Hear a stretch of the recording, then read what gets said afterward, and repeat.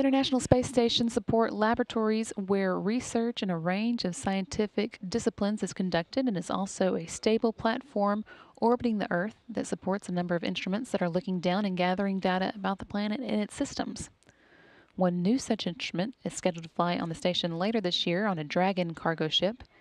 Dr. Joseph Zwodoni at the Langley Research Center is the project scientist for the stratospheric aerosol and gas experiment known as SAGE-3, and he recently talked with Langley's Kristen DiMatteo about what SAGE will be looking for. Well, we're primarily an ozone and aerosol measuring system. The SAGE series, SAGE-3 is the third in the series, has been going on for a number of years. Over 40 years now. And the data is vital for measuring ozone, seeing how it's changing with time, and also aerosols, which I'll get into in a little bit, but they're important for climate. Can you tell me a little bit about what efforts this project has grown from? So as I said, this started almost 41 years ago with this little device. This is the Stratospheric Aerosol Measurement, SAM, and it flew on Apollo-Soyuz in the summer of 1975. Very simple little instrument, a diode at the end of this tube is aimed at the sun, lined up with the sight here. This was just clipped into the window of the Apollo spacecraft. They aimed it at the sun and let the spacecraft be our platform. It then watched the sunset, and what happens as that happens, sunlight is attenuated by the Earth's atmosphere, aerosols in particular. This was a one-channel instrument, made a single measurement at one micron in the infrared. Quickly after that followed SAM-2, which was on its own spacecraft. It lasted for over 16 years.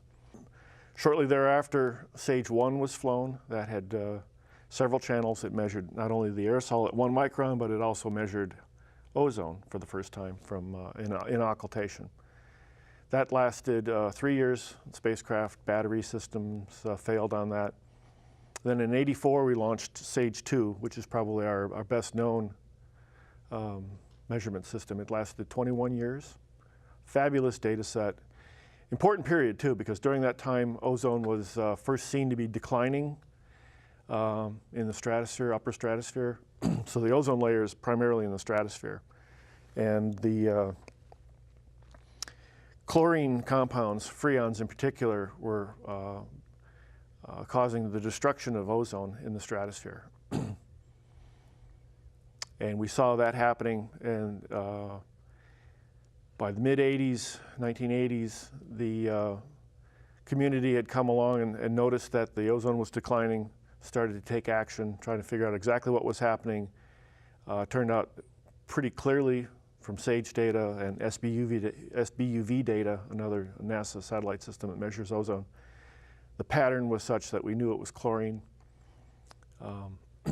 Montreal Protocol was written up, signed by virtually every country on the planet, outlawing the use of freons. And later in the 21-year mission lifetime of SAGE-2, the first evidence that the chlorine decreases were actually being seen in the ozone were found. So it was a nice long mission. Near the end of that time, we started to work on SAGE-3. We've built 3 of those. The first one was flown in 2000 on a Russian Meteor, lasted 5 years. And now we're on the second SAGE-3, and it was always designed to go on space station. So this next piece of hardware, SAGE-3, is scheduled to fly later this year. Can you tell me a little bit more about the hardware and where it's going to go on the space station? Yeah, the space station's an interesting place. There's lots of places to mount things. We're going out near the end of one of the arms on a place called ELC-4.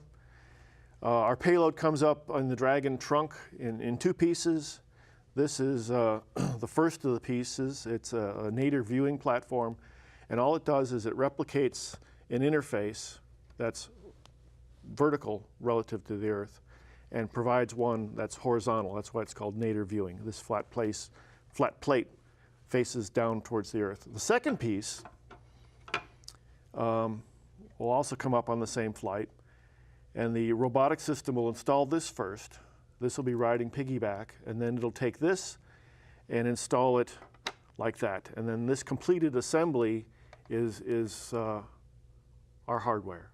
It's about 750 pounds, if I recall correctly. The SAGE instrument itself sits here, and this allows us, in this orientation, we can see virtually 360 degrees to the horizon, the limb of the Earth. We're looking at the thin layer of air that you can see off at the horizon. And from orbit, the instrument will rotate an azimuth to find the sun, and then there's a scan mirror in there which scans the field of view across the sun up and down. So we're making measurements of the solar brightness, the limb darkening curve.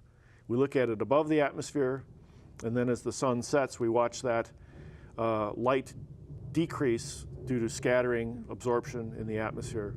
And we're measuring the spectrum from 290 nanometers past 1 micron, and then we have another channel, single channel at 1550 nanometers. And from that, we measure a number of things. We see the spectral fingerprints of gases like ozone, nitrogen dioxide, water vapor, oxygen. We measure temperature and pressure from that, a few other trace species. And then the broadband residual from all of that is due to aerosol. How is the data that SAGE-3 is going to contribute to our understanding of the atmosphere and how we can better protect it? So since the Montreal Protocol was enacted and apparently was very successful, we're expecting ozone to recover. It hit its minimum value in the late 90s. There's no real clear signal yet, despite it being 15 years or more since that onset of recovery. And it's just because the recovery is very slow. And you need a very precise measurement in order to see such a small change. And that's where occultation is ideal. The instrument effectively can degrade with time, but because it makes its measurement of the sun right before or right after taking the atmospheric data, any changes that the instrument has can be taken out of that measurement. So it's a very, very stable measurement. So that record that we have by the 2015, 2020 timeframe, so right about now, we expect ozone to have recovered about halfway. And so we're going to go up there and we're going to see how that's going, what the pattern of recovery is. And then we'll be able to use that to compare with models to see whether or not we understand the reason it's recovering the way it is. Hopefully it's recovering very nicely. We'll know soon.